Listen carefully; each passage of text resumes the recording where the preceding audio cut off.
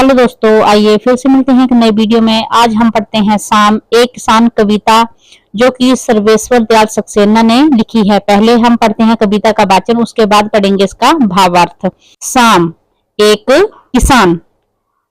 आकाश का साफा बांधकर सूरज की किरण खींचता बैठा है पहाड़, घुटनों पर पड़ी है नदी चादर सी, पास ही दहक रही है पलास के जंगल की अंगीठी।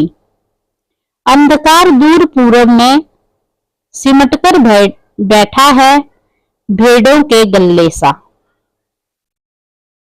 अचानक बोला मोर, जैसे किसी ने आवाज दी, सुनते हो? चिलम औंधी, धुआं उठा, सूरज डूबा, अंधेरा छा गया।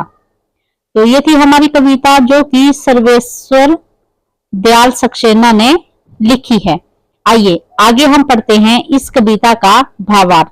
हमारा पहला पद्यांश, आकाश का साफा बांधकर सूरज की चिलम खींचता बैठा है पहाड़। तो सबसे पहले प्रसंग, प्रस्तुत पंक्तियां सर्वेश्वर दयाल सक्सेना द्वारा रचित साम, एक किसान कविता से ली गई हैं।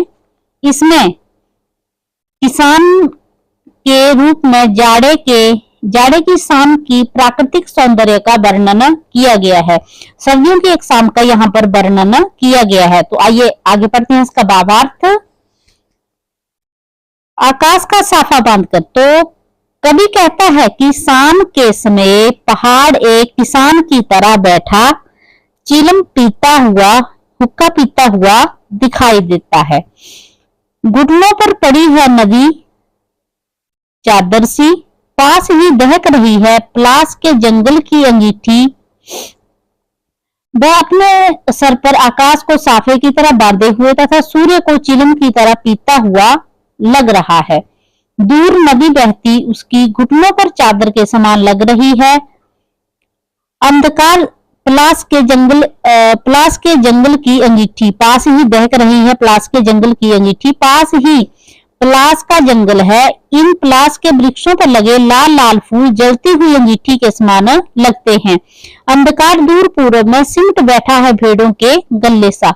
दूर पूर्व दिशा में अंधकार भेड़ों के समूह के समान दुबका हुआ बैठा है। तो इसमें कवि ने पहाड़ को किसान की तरह शाम के वातावरण में बैठा हुआ दिखाया है। शाम की प्रकृति के सौंदर्य का यहाँ पर कवि सर्वेश्वर दयाल सक्सेना ने बहुत ही सुंदर वर्णन किया है। इस पहरे का सरलार्थ, कवि कहता है कि शाम के समय पहाड़ एक किसान की तरह बैठा दिखाई दे रहा है। वह अपने सिर पर आकाश को साफे की तरह बांधे हुए तथा सूर्य को चिलम की तरह पीता हुआ लग रहा है। दूर नदी बहती हुई उसके घुटनों पर चादर के समान लग रही है। पास ही पलास का जंगल है। इन पलास के वृक्षों पर लगे लाल लाल फूल जलती हुई अंगीठी के समान लगते हैं। दूर पूर्व दिशा में अंधेरा भेड़ों के समूह के समान दुबका हुआ बैठा है। तो इसमें विशेष क्या है कि कवि ने पहाड़ को किसान की तरह शाम के वातावरण में बैठा हुआ दिखाया है। शाम की प्रकृति के सौंदर्य का सुंदर वर्णन हुआ है। आगे है हमारा पद्यांश, अचानक बोला मोर। अचानक बोला मोर, जैसे किसी ने आवाज दी, सुनते हो? चिलम औंधी, धुआं उठा, सूरज डूबा, अंधेरा छा गया। तो इस पद्यांश में कवि कहते हैं कि शाम का दृश्य बिल्कुल शांत दृश्य है। अचानक से मोर के बोलने की आवाज सुनाई देती है। ऐसा लगता है कि किसी ने आवाज लगाई हो, सुनते हो?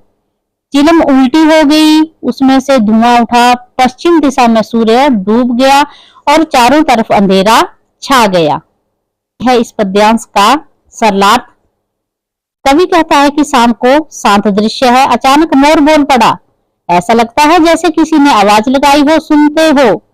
चिलम उल्टी हो गई, उसमें से धुआं उठा, पश्चिम दिशा में सूर्य डूब गया, चारों तरफ अंधेरा छा गया।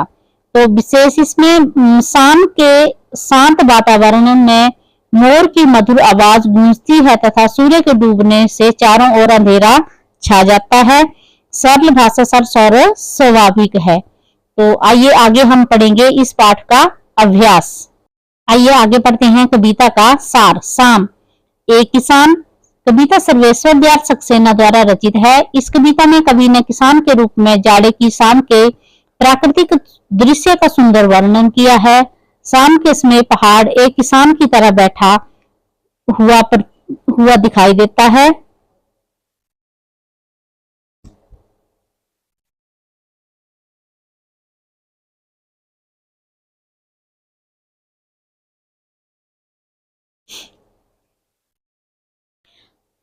आकाश उसके सर पर बंधे हुए साफे के समान है। सूर्य को वह चिलम की तरह पी रहा है। उसके घुटनों पर नदी चादर के समान बह रही है। उसके पास खड़ा पलास का जंगल लाल फूल खिलने से अंगीठी की तरह दहक रहा था। पूर्व दिशा में घना अंधकार समूह में बैठी भेड़ों की तरह दुबका बैठा है। चारों ओर वातावरण में सूनापन है। अचानक मोर के बोलने की आवाज सुनाई पड़ती है। ऐसा लगता है जैसे किसी ने आवाज लगाई हो। सुनते हो? किसान चिलम उलट देता है। आग बुझ जाती है। धुआं उठने लगता है। सूर्य पश्चिम दिशा में डूब गया। शाम ढल गई तथा रात का अंधेरा सारे वातावरण में छा गया है। तो ये था कविता का सार। आगे पढ़ते हैं इस पाठ का अभ्यास। कविता से इस कविता में शाम के दृश्य को किसान के रूप में दिखाया गया है। यह एक रूपक है। इसे बनाने के लिए 5 एक रूपताओं की जोड़ी बनाई गई है।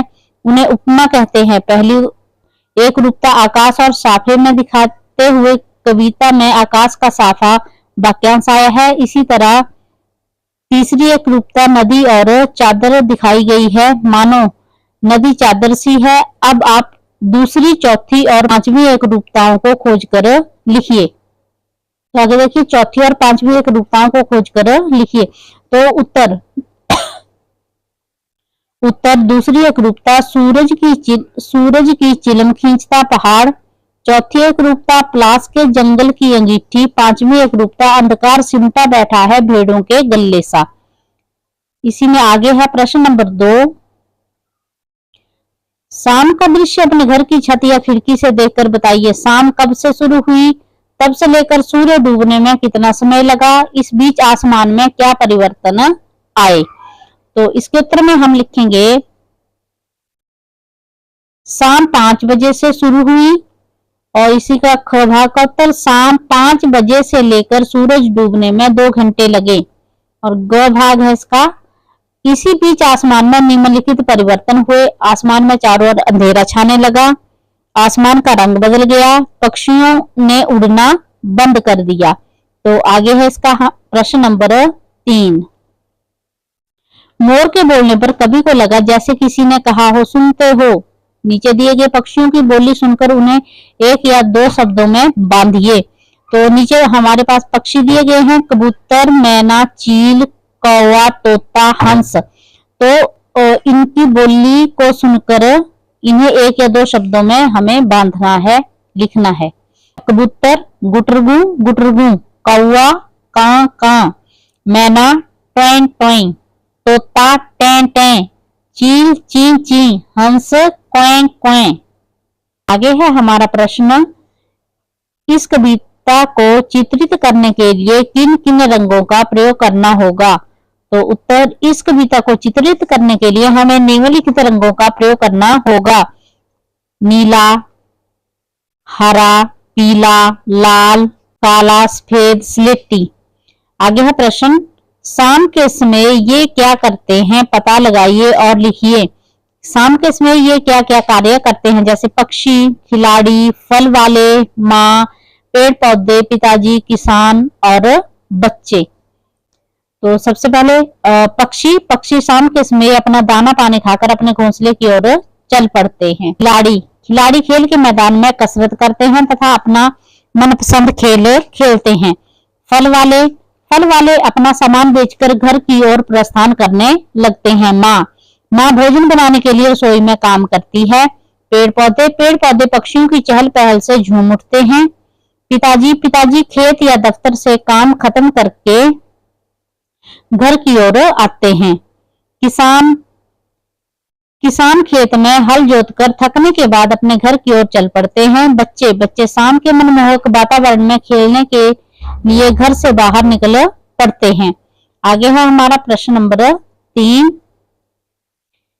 हिंदी के एक प्रसिद्ध कवि सुमित्रानंद पंत ने संध्या का वर्णन इस प्रकार किया है। संध्या का झुटपुट बांसों का झुरपुट है, चहक रही चिड़िया टी टूट टूट। ऊपर दी गई कविता और सर्वेश्वर दयाल जी की कविता में आपको क्या मुख्य अंतर लगा, लिखिए। उत्तर, इन दोनों कविताओं में प्रकृति चित्रण है, लेकिन दोनों में बहुत बड़ा अंतर है। पंत जी की कविता में प्रकृति का सजीव चित्रण है, जबकि सर्वेश्वर दयाल सक्सेना की कविता में मानवीकरण है। इससे प्रकृति का सजीव चित्रण किया गया है। अनुमान और कल्पना। शाम के बदले यदि आपको एक कविता सुबह के बारे में लिखनी हो तो किन किन चीजों की मदद लेकर अपनी कल्पना को व्यक्त करेंगे? नीचे दी गई कविता की पंक्तियों के आधार पर सोचिए। तो ये हमें कुछ दिया गया, कुछ पंक्तियां दी गई हैं। पेड़ों के झुनझुने बजने लगे, लुढ़कती आ रही है सूरज की लाल गेंद, उठो मेरी बेटी सुबह हो गई। सर्वेश्वर दयाल सक्सेना। तो इससे हम शाम के बदले यदि हमें एक कविता सुबह के बारे में लिखनी हो तो हम निम्न चीजों की मदद लेकर अपनी कल्पना व्यक्त करेंगे। हवा की चाल, सूर्य की लालिमा तथा रोशनी, सुबह का वातावरण। तो इन चीजों का आधार मानकर हम सुबह के बारे में कविता लिख सकते हैं।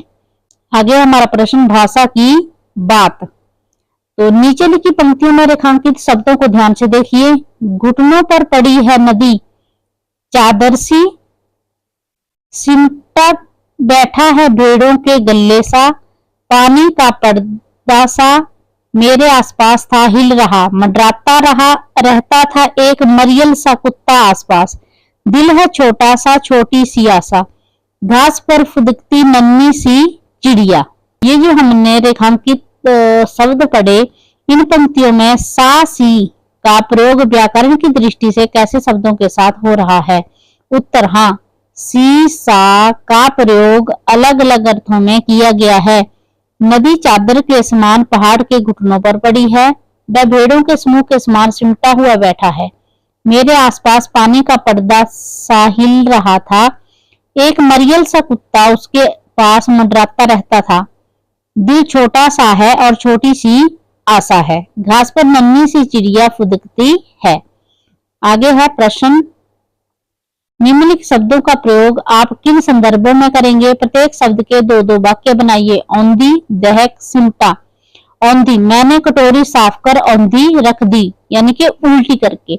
मैंने कटोरी को धोया और उसको उल्टा करके रख दिया। दहक, केले के छिलके पर फिसलने के बाद राधा औंधी गिर गई।